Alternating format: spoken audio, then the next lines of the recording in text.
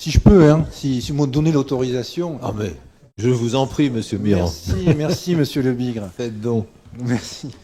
Donc effectivement, les usagers du club de tennis et les riverains, parce que c'était un problème aussi, les riverains se plaignaient beaucoup de l'ancien délégataire, parce qu'il y avait tout un tas de choses pas très agréables pour eux, du bruit, des manifestations qui débordaient largement très tard dans la nuit, enfin bref.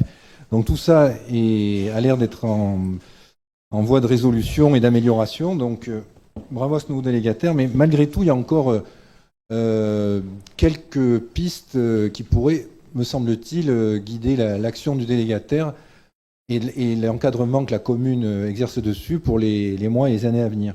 Alors, la première des choses, c'est évidemment le serpent de mer, c'est les cours, la rénovation des cours. Parce qu'à l'heure actuelle, il y a encore à peu près la moitié des cours qui sont très difficilement jouables, parce que vous savez qu'on est dans une zone marécageuse, dès qu'il fait froid, qu'il pleut, etc., les cours sont injouables pendant plusieurs jours. Donc les engagements ont été pris d'ailleurs quand il a pris la délégation, donc il faut espérer que ça soit tenu. Et une d'ailleurs des demandes des adhérents du club, c'est justement de faire en sorte que cette innovation se fasse le plus vite possible.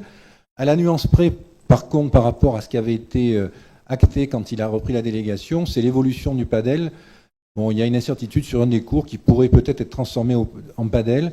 Je ne sais pas quelles sont vos discussions commerciales ou économiques avec lui, si je puis dire, mais d'après ce que j'ai compris, en tout cas, ça vaudrait le coup d'explorer cette piste parce qu'il semblerait qu'il soit d'accord pour prendre en charge la transformation d'un des cours en padel.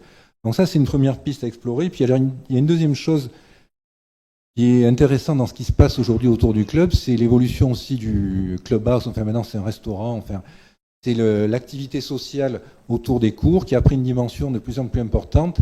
En été, en particulier, il y a des gens qui jouent jusqu'à 9h, donc peut-être qu'on pourrait décaler l'heure de fermeture maximum en été d'une demi-heure ou d'une heure. Enfin, je sais pas. Il y a une demande à ce niveau-là. Voilà, je vous retranscris ce que j'ai été un usager assidu de ce club pendant des années, donc j'ai encore pas mal de liens avec les usagers. Voilà. Moi Merci.